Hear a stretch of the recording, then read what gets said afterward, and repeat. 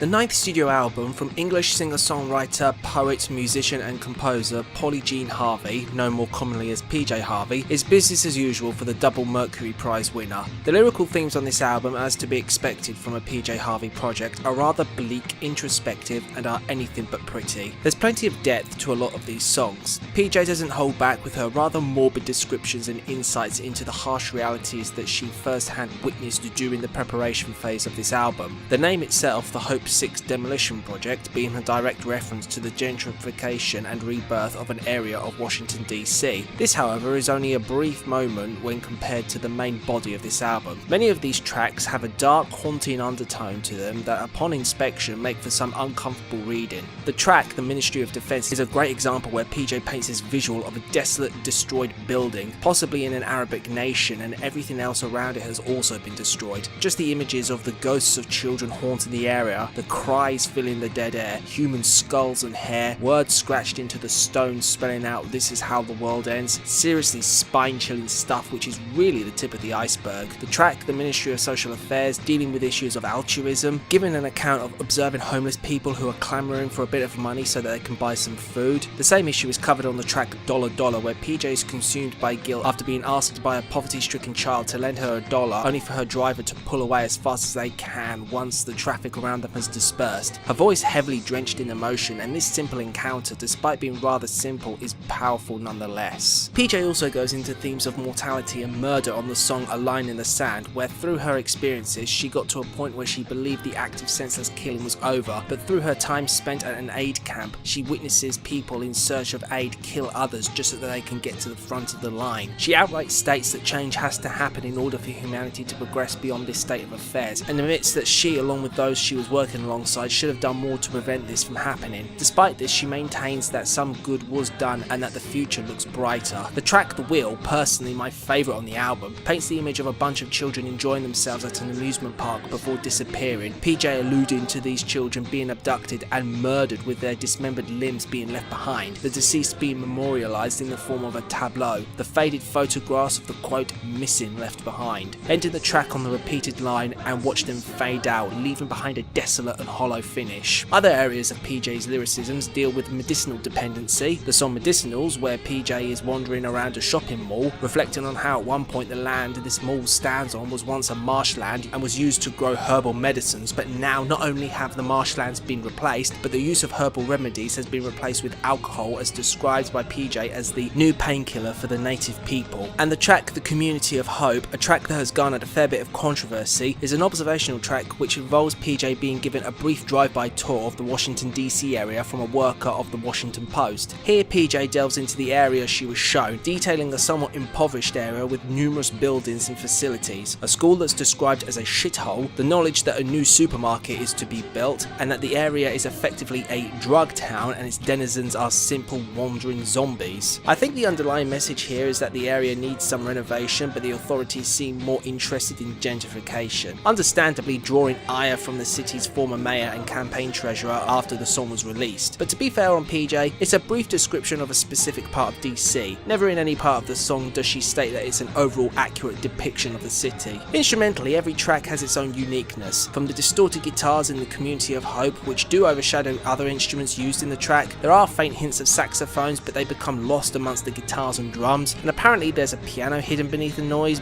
but I don't hear it. I love the opening guitars on The Ministry of Defense, opening up with stabbing distortion, introducing a military-style drum piece, buzzing saxophone, and underlying prolonged brass instrument line around the middle. The saxophones do become kind of uncoordinated in the bridge, but I do find them quite endearing. It's a similar story on the song Chain of Keys, one of the few songs I struggle to warm to personally. Lyrically, it feels unfulfilling in comparison to the bleak and detailed songs, and instrumentally, everything has a very bass-heavy feel to it that remains unchanged. The brass instruments don't excite me all that much, and PJ's vocals remain very mid-range. The drums have a nice pop on the line in the sand, and again we have that buzzing undertone and small spurts of brass instrumentation. The bass line provides a nice groove throughout and offsets PJ's upper register rather nicely. The male vocal harmonic opening on River Anacostia is a nice change of pace before the beating bass drum takes over with hints of electronic keyboard chords. The use of a variophone providing the majority of the sounds, creating this simmering wall of noise before tempering down near the end. The acoustic guitar led near the memorials to Vietnam and Lincoln comes completely complete with this bright and sharp synth buzz in the bridge, which I like, along with a light and wispy flute piece and just audible hints of violin. The guitar returns later on in the song Medicinals, providing a nice backdrop with the multiple saxophones that provide nice little melodies and a rattling drum piece. The Orange Monkey vocally is constructed very well. The deep male voices with PJs harmonise perfectly with each other. The percussion instruments provided a nice constant beat, the guitars provided a faint sound, and the keyboard just does enough to offer a nice airy feeling. The Ministry of Social Affairs opens up on an almost bluegrass flavour before the wall of saxophones take over along with the plodding drum beat. I particularly enjoy the outro where the saxophones just open up and become out of control. Tremolos, high-pitched squeaking, low-pitched buzzing, it's all there. On the song The Wheel, the electric guitars provide a constant strumming from beginning to end with an underlying melody during the intro along with the drums. I also pick up hints of acoustic guitar somewhere in the mix as well. Along with saxophone melodies and hand claps, it's highly infectious and the energy remains a constant throughout. The last track opens up on people bellowing at one another before a faint drum thud comes in, joined by a wavy, almost psychedelic synth line and brief spurts of saxophone. Easily the most down-tempo track on the album and a very somber closing of that. Overall, this is definitely one of this year's standout albums and is another great PJ Harvey album. It has all the hallmarks of a great album in general: detailed lyrics, fantastic instrumentation with plenty of layers, and PJ Harvey using many of her vocal ranges and not playing every song safely, and when backed with the male vocalists, it only adds to this album's enjoyment. There are moments where I feel the instrumentation could have held back a little to give other instruments some airspace, and some songs' lyrics don't have as much emotional impact as others, but these things aren't enough to ruin what is one of this year's best albums. Overall, I score this album an 82 out of 100.